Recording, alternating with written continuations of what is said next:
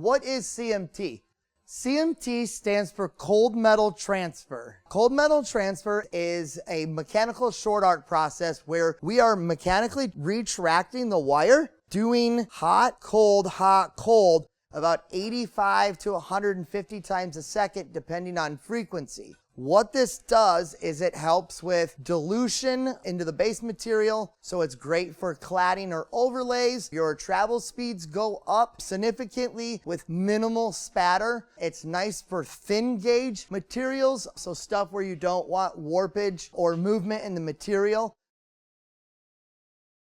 To get to the cold metal transfer or CMT process, so you will go to welding process, CMT.